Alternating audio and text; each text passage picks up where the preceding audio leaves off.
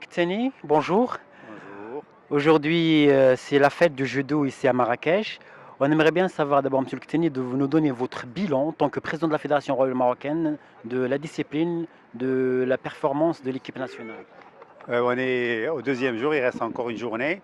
Mais bon, je dirais pas qu'il y ait une déception, mais on s'attendait des résultats meilleurs, notamment au niveau des moins 60 par Issam Bassou qui est arrivé en quart de finale et a perdu au quart de finale. Et surtout aujourd'hui avec Asma Nyang, bon, qui était la tête de série et qui devait normalement arriver facilement au quart et finale. Ainsi que Mziati dans les moins 73 kilos qui était un des favoris, mais malheureusement, ça n'a pas marché pour lui aujourd'hui. Donc, à côté de ça, on a plein d'athlètes qui sont parvenus au deuxième tour. Dans un Grand Prix, un deuxième tour, c'est énorme. Et pour arriver au quart de finale, au demi-finale, il faut faire le deuxième tour et le troisième tour. Donc, le bilan global, il y a une déception au point de vue résultat, mais le bilan global, il est correct et c'est dans la logique de la progression de notre discipline, de notre équipe nationale. C'est par palier progressif. Oui, Monsieur le Président, au-delà de l'aspect sportif, aujourd'hui nous avons quand même assisté à la signature de deux conventions, une pour la création d'un centre de formation qui abritera en même temps le siège de l'Union africaine de la discipline, et une autre concernant le développement du judo dans les écoles. Parlez-nous un petit peu en détail de ces deux conventions et qu'est-ce qu'ils vont apporter à la discipline au Maroc. Alors, concernant la convention judo dans les écoles, donc c'est un programme de la Fédération internationale qu'elle a installé déjà dans plusieurs pays, deux pays africains, la Roumanie, des pays asiatiques.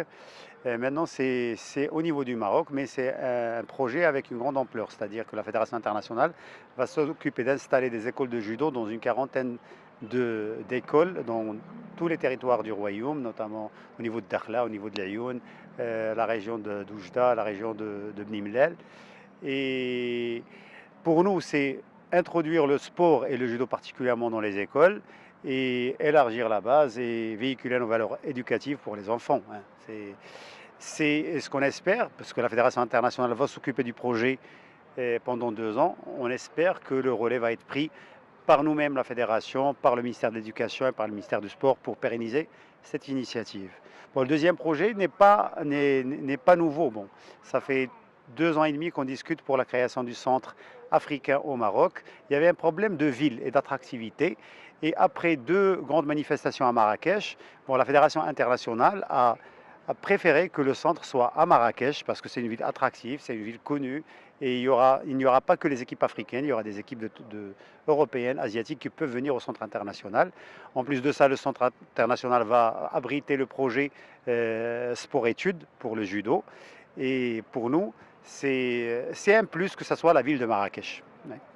Monsieur le Président, dernière question par rapport à 2020. Il y aura une grande compétition qualificative pour Tokyo qui va être à Rabat. Est-ce qu'un peu de détails un petit peu sur cette compétition et pourquoi Rabat? Ouais. Alors c'est la troisième édition dans le contrat qu'a signé le gouvernement du Maroc avec la Fédération internationale, la Fédération royale marocaine de judo, c'est d'abriter durant cette Olympiade 3 grands prix. Le premier était à Agadir l'année dernière, la deuxième édition c'est cette édition. L'année prochaine, le Grand Prix du Maroc va se situer à peu près à 3-4 semaines avant la fin de la qualification pour les JO. Et ça, tous les athlètes vont venir, même ceux qui ne sont pas, parce que pour la qualification aux Jeux Olympiques, il faut être dans les 16 premiers mondiaux pour chaque catégorie. Et même ceux qui sont déjà dans les 16 premiers ne voudront pas perdre leurs points. C'est-à-dire ils veulent assurer qu'ils vont rester dans les 16 premiers. Donc, il y aura la crème de la crème. Mais il y aura tout le monde, c'est-à-dire le nombre va être énorme. Il y aura ceux qui sont entre les 16 et 30 qui espèrent toujours passer dans les 16 premiers. Et les 16 premiers, s'ils n'ont pas une avance très confortable point de vue points, et ils seront obligés de venir pour maintenir leur position et participer aux Jeux Olympiques. C'est pour ça qu'on attend la Fédération internationale et nous-mêmes, nous attendons un record point de vue participation. Ça peut atteindre facilement les 800 athlètes. Et on a vu que pour l'aspect sportif, le nombre de tatamis qu'on doit organiser, ça serait bien que ça soit dans une grande salle comme la salle Moulay Abdallah du complexe Moulay Abdallah à Rabat.